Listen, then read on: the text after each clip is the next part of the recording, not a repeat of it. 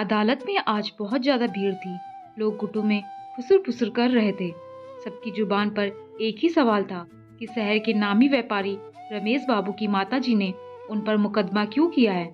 ऐसी क्या वजह हो गई कि सब कुछ होते हुए, हर सुख सुविधा होते हुए भी क्यों एक माँ को अपने बेटे पर मुकदमा करने की जरूरत पड़ी। जरूर रमेश बाबू माँ को सताते होंगे, वरना कोई भी माँ अपने बेटे के खिलाफ मुकदमा क्यों करती। जैसे जैसे समय बीतता जा रहा था, भीड़ भी बढ़ती जा रही थी और साथ ही बढ़ रहा था शोर। तभी जज साहब का आगमन हुआ और ऑर्डर ऑर्डर की आवाज गूंजने लगी। उस आवाज की गूंजते ही सब शांत हो गए। केस की जिरा शुरू हुई। दोनों पक्ष के वकीलों ने अपना पक्ष रखा और रमेश बाबू की माताजी शांति देवी को कटघरे में हाजिर होने के लिए ऐलान हुआ। एक सभ्य सी औरत अपनी कुर्सी से उठकर कटघरे की तरफ बढ़ने लगी। यही कोई 70 साल की महिला थी। वो सफेद साड़ी सलीके से पहनी हुई थी, गोरा रंग जिस पर बुढ़ापे के साथ साथ लाचारी के निशान भी थे। हाँ तो माता जी, क्या वजह है जो आपने अपने बेटे पर ये मुकदमा किया? जज ने महिला को देख सवाल किया। जज साहब, मैंने अपने पति की मौत के बाद अपने बेटे की परवरिश अकेले ही की है। पति का व्यापार भी संभाला पर अपने बेटे को जरा कष्ट नहीं होने दिया। किंतु मेरे बेटे का कहना है वो तो मेरा फर्ज था, हर माँ करती है ये तो। मैंने क्या खास किया? शांति देवी बोली। हाँ तो जज साहब, मैंने क्या गलत कहा?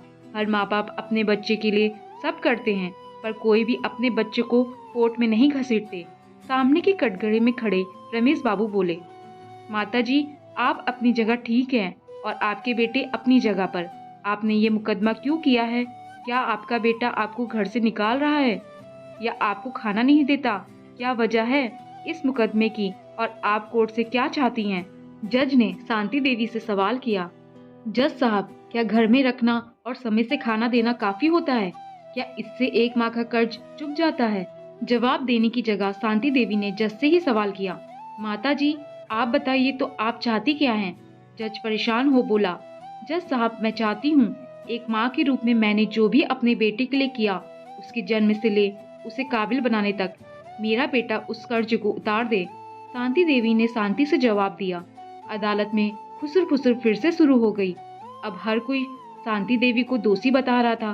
भला कोई माँ अपने बेटे की परवरिश की कीमत मांगती है? कैसी माँ है ये? ठीक है, मैं कीमत देने को तैयार हूँ, आप दाम बोलिए।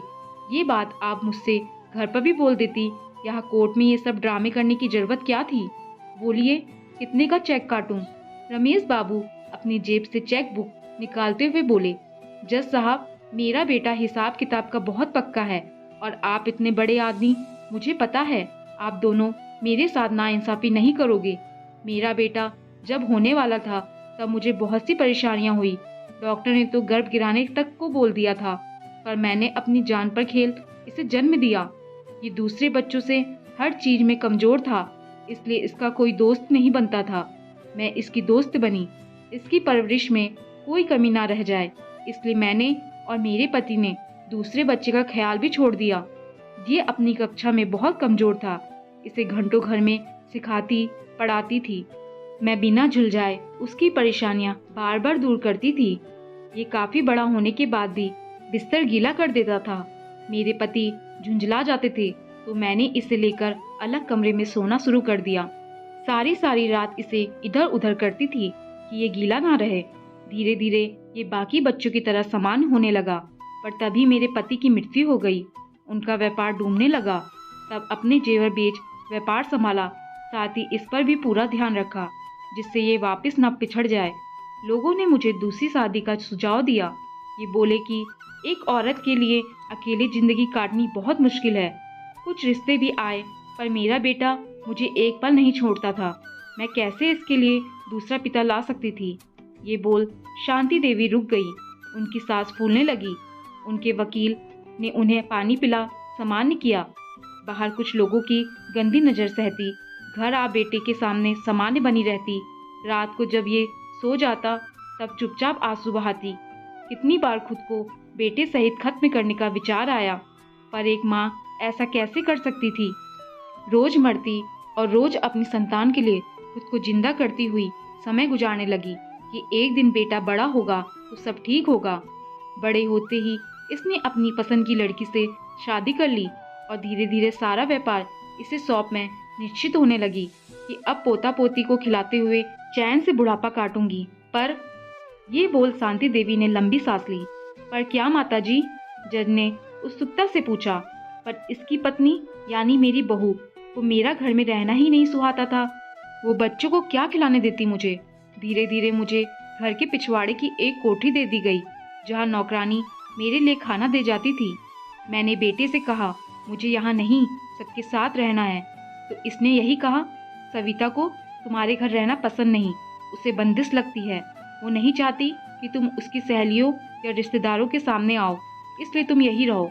मैं इसमें भी तैयार हो गई, पर इससे कहा कि कम से कम तू तो मेरे पास कुछ पल को आ जाया कर।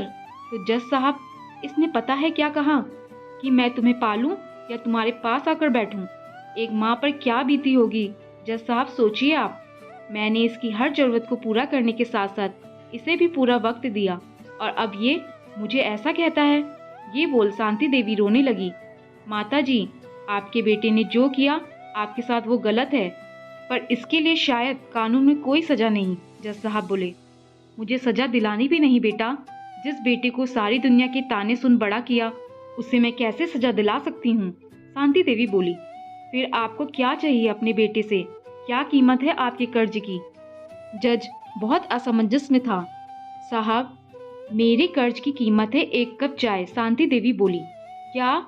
जज के साथ साथ रमेश बाबू और अदालत में मौजूद सभी लोगों की आंखें आश्चर्य से फैल गई। सबकी जुबान पर एक बात थी, ये कैसा मुकदमा है जिसमें एक माँ ने अपने बेटे से 1 कप चाय मांगी? हाँ साहब, मैं चाहती हूँ रोज सुबह मेरा बेटा मुझे चाय देकर जाए, काम वाली नहीं। शांति देवी नम आंखों से बोली। पर इससे आपको क्या हासिल होगा? जज आश्चर्य से बोले। जज साहब, एक माँ कैसे बताए उसे उस 1 कप चाय से कितना सुकून मिलेगा जो उसका बेटा उसे आकर पिलाएगा। इस बहाने कम से कम मैं रोज बेटे को देख पाऊंगी, वरना तो महीनों ये मेरे पास नहीं आता। उस 1 कप चाय के बदले मैं अपने बेटे के सिर पर हाथ रख उसे आशीर्वाद तो दे पाऊंगी। इसी बहाने उसे छूकर भी देख लूंगी। उस 1 कप के बहाने कम से कम मेरा बेटा ये तो देख लेगा मैं जिंदा भी हूँ या उसकी बाट जोती चली गई। शांति देवी ने नम आंखों से कहा। शांति देवी की बात सुनकर अदालत में हर एक की आंखें नम हो गई, क्योंकि कहीं न कहीं सब जिंदगी की जद्दोजहद में अपने बूढ़े माँ बाप को सबसे ज्यादा नजरअंदाज करते हैं। सभी अपनी अपनी आंखें पोंछने लगे। उन सभी में जज साहब भी थे। तभी वहां एक आवाज हिचकिया ले रोने की गूंजी। सबके सब उस दिशा में देखने लगे। रमेश बाबू कटघरे में बैठे जोर जोर से रो रहे थे। शांति देवी अपने कटघरे से निकल बेटी के पास पहुंची और उसका सिर सहलाती हुई बोली, लगता है ज्यादा कीमत मांग ली मैंने अपने बेटे से, जिसे देने में वो असमर्थ है। नहीं माँ, मुझे माफ कर दो। तेरे किसी कर्ज को चुकाने की मेरी औकात नहीं। मेरी क्या, किसी बेटे की औकात नहीं। पर तू मुझसे बदले में बहुत कम चाह रही है। अब तेरा ये बेटा सिर्फ तेरे लिए चाय लाएगा ही नहीं, तेरे साथ पिएगा भी, खाना भी खाएगा, क्योंकि अब तू घर के पिछवाड़े में नहीं, हम सबके साथ घर में ही रहेगी, हमारे साथ खाएगी पिएगी। रमेश बाबू माँ के कदमों से लिपट जोर जोर से रोते हुए बोले। दोस्तों, आपको ये कहानी कैसी लगी नीचे कमेंट्स करके हमें जरूर बताइएगा। अगर आपको ये कहानी पसंद आई हो तो अपने दोस्तों के साथ जरूर शेयर करें, और ऐसी ही प्यारी कहानियाँ सुनने के लिए हमारे चैनल को सब्सक्राइब करके बेल आइकन को ऑल पे सेट करना ना भूलें। धन्यवाद।